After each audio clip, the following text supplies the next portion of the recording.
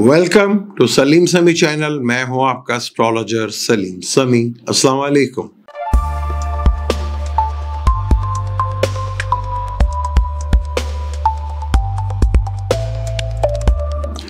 Last हमने video बनाई थी दिशा के ऊपर और वैदिक एस्ट्रोलॉजी से उसको लिया था। खास तौर पर हमने लगन की बात की थी और 3, 6, 8, 12 की बात की थी।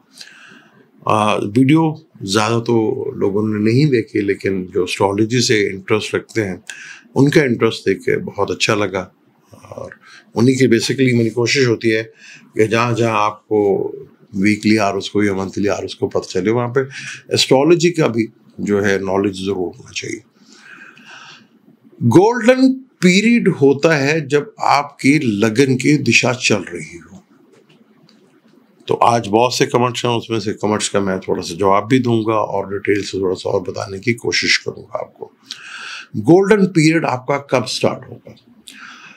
बाज़ दफ़ा होता है कि एक्चुअल जो एज है वो तो होती है 30 से लेकर 40 टाइम अगर हो, और उस टाइम पर आपकी लगन की दिशा शुरू हो जाए तो बड़ा गोल्डन टाइम होता है।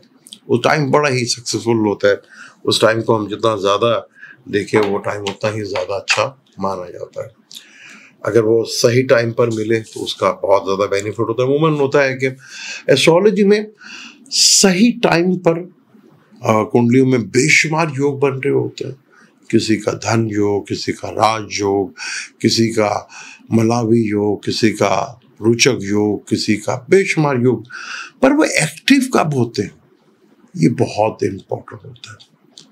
उनकी एक्टिवेशंस आपकी कुंडली में लाख हों, लेकिन जब वो टाइम वक्त पर नहीं आया तो आप उसको नहीं यूटिलाइज कर पाते। क्योंकि एक आम आदमी की ज़िंदगी में 30 से 40 का जो टाइम है वो बड़ा एक्सीलेंट होता है, क्योंकि उसका कैरियर का वो सबसे बड़ा बेहतरीन टाइम माना जाता है। और गोल्डन पीरियड आपकी लगन की दिशा, लगन हर हाल में अच्छा माना जाता है। बहुत से लोगों ने सवाल किया, बेसिकली वो अपना पूरा चार्ट ही डिस्कस करना बैठ गए कि मैं इधर है, इधर है, उधर है। मेरा जो मतलब था बताने का कि अगर लगन का मालिक 3, 6, 8, 12 में बैठा हो और उसकी दिशा आ जाए, तो छठे घर का, तीसरे घर का देख लें तो तीसरा घर जो है स्ट्रगल्स का होता है, मेहनत का होता है। अगर उसकी दिशा चल जाए तीसरे घर में तो उसके लिए बड़ा एक्सीलेंट होता है। ऑनलाइन काम करना, वो फेस टू फेस मिले तो वो ज़्यादा सक्सेसफुल नहीं होता।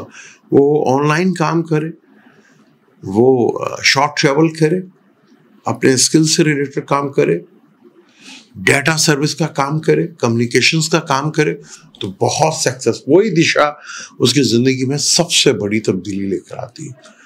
छठा घर हो तो छठा घर तो वैसे बुरा होता है।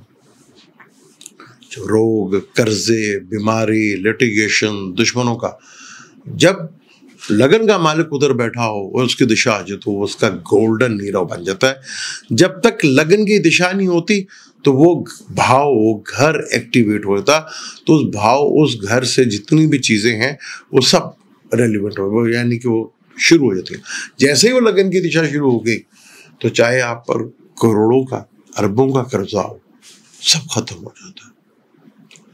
आपके जितने मर्जी दुश्मन हो सब पर भारी पड़ जाते हैं।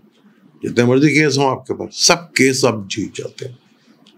इसी तरह आठवां घर जब होता है, रिसर्च का घर होता है, किसी ने इंडस्ट्री लगानी होती है, फैक्ट्री लगानी होती है, मैन्युफैक्चर का काम करना होता है, ऑयल का काम करना होता है, पेट्रोल पंप लगाना होता है, उस दिशा में कमाल की ज़बरदस्ती से होती है। इसी तरह 12वां घर भी। अब हमारे यहाँ प्रॉब्लम यह है कि वो किसी का कारोबार चलता हुआ देख लेते हैं, उसको देखे देखे भाई सारे शुरू कर देते हैं। वो भाई अगर उसका 8वां घर में लगन बैठा था तो उसको तो वो सूट करेगा, 12वें घर में बैठा था उसको तो वो सूट करेगा, छठे में बैठा तो उसको वो सूट करेगा, आपको तो नहीं करेगा ना। हमारे यहाँ देखा देखा जो है वो काम शुरू हो जाता है। अच्छा, प्लेनेट के 2 ग्रुप बने होते हैं जिसे हम सौम्य प्लेनेट यानी कि सॉफ्ट प्लेनेट कहते हैं, जो इसमें ज़्यादा मेहनत नहीं करनी पड़ती, आपको चीज़ों की ज़्यादा एफर्ट्स नहीं करनी पड़ती। वो जुपिटर है, मून है, मरकरी है, वीनस है। ये इनकी दिशाओं में आपको ज़्यादा एफर्ट्स रहेगा। तीसरे घर में बैठे हो तो ज़्यादा एफर्ट्स नहीं करनी पड़ती है आपको। छठे घर में बैठा हो तो दुश्मनी वगैरह कम होती है आपको। ये चीज़ें बीमारी शायद बढ़ जाए लेकिन कोई आपका एनिमीज या कंपटीशन का एग्जाम नहीं होते। यही अगर अग्रेसिव प्लेनेट आ जाए, यानी कि अग्रेसिव कह रहा हूँ कि पापी प्लेनेट जिसे हम बुरा कहते हैं, मार्स आ जाए, सैटर्न आ जाए, राहु आ जाए, केतु आ जाए, तो स्ट्रगल बढ़ती है, उसमें एफर्ट ज़्यादा करनी पड़ती है। मार्स है थोड़ा एक्शन से, थोड़ा रोलर कपर डालने से, थोड़ा जोश दिखाने से काम होता है। सैटर्न वही धीरे धीरे धीरे धीरे धीरे करता है। सन ना अग्रेसिव प्लेनेट है, ना वो पापी है, ना वो गुड है, या ना वो बैड है ना वो गुड है, वो क्रूर है। उसके अंदर ईगो की मसला आ जाता है उसके अंदर, वो है उसे आप ना बुरा कह सकते हैं ना अच्छा कह सकते हैं। तो ये बड़ा इम्पोर्टेंट होता है चार्ट में देखने के लिए, किस तरह आप चार्ट को देखेंगे, तो बहुत ज़्यादा इम्पोर्टेंट है। मेजॉरिटी में 10वें घर में जब भी सौम्य प्लैनेट यानी कि पॉजिटिव प्लैनेट जिसे हम कहते हैं मून, सन, मून, जुपिटर, मरकरी और वीनस, ये 10वें घर में बैठे हो तो ये अच्छे नहीं माने जाते।